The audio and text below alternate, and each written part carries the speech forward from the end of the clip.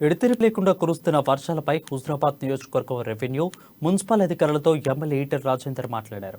ప్రాణ నష్టం జరగకుండా జాగ్రత్త వహించాలని, ఇల్లు మునిగిపోయిన వారికి తక్షణమే భోజన వసతులు కల్పించాలని సూచించారు. బియ్యం, నిత్యావసర వస్తువులు తడిస్తే వెంటనే అందించే ఏర్పాట్లు చేయాలని అన్నారు. నష్టం అంచనాలను వెంటనే ప్రభుత్వానికి పంపించాలని ఆదేశించారు. అత్యవసరమైతే తప్ప ఇంటి నుండి బయటకు రావద్దని హుజరాబాద్ ప్రజలకు ఎమ్మెల్యే ఈటెల రాజేందర్ విజ్ఞప్తి చేశారు. గత వారం రోజులుగా కురుస్తున్నటువంటి వర్షాలకు నిన్న కురిసిన కుంభవృష్టికి హుజరాబాద్ నియోజకవర్గం అంతా కూడా అతలాకుతలం అయిపోయింది. దాదాపు 300 mm నుంచి మొదలుపెట్టి 375 mm దాకా 30 సెంటీమీటర్ల నుంచి 37 సెంటీమీటర్ల వర్షపాతం నమోదైంది. దానివల్ల ఇవాళ కమలాపూరు, జమ్మికుంట, ఇల్లంతకుంట, వేణివెంక మండలాలు అంతా అతలాకుతలం అయిపోయినాయి. కొన్ని వందల ఇళ్లకు నీళ్ళు వచ్చినాయి. పదుల సంఖ్యలో ఇళ్లు కూలిపోయినాయి. బాగుల పక్కపంటున్నటువంటి మొత్తం గ్రామాలను కూడా నీట మునిగినాయి.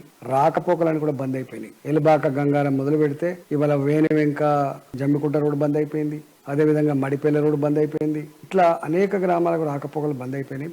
తక్షణమే ప్రభుత్వం స్పందించి రెవెన్యూ అధికారులని గ్రామాలకు పంపించి ఎక్కడెక్కడైతే నీట మునిగినాయో ఇండ్లు వాళ్ళకు తక్షణ సాయం కింద బియ్యమో, కిరోసిన్ అవి అందించాలని చెప్పి నేను డిమాండ్ చేస్తా ఉన్నాం.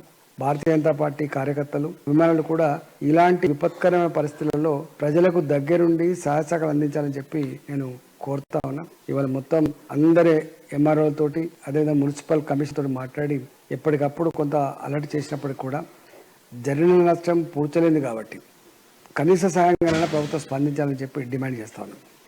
రెండవది, భూపాలపల్లి జిల్లా కొన్ని మండలాల్లో, చిట్యాల లాంటి మండలంలో 60 సెంటీమీటర్ల వర్షం, అంటే మొత్తం క్లౌడ్ బస్ట్ అయినట్టుగా వర్షం పడి మొత్తం అక్కడ ప్రజానికం అంతా కూడా అతలాకుతలం అయిపోయినాయి.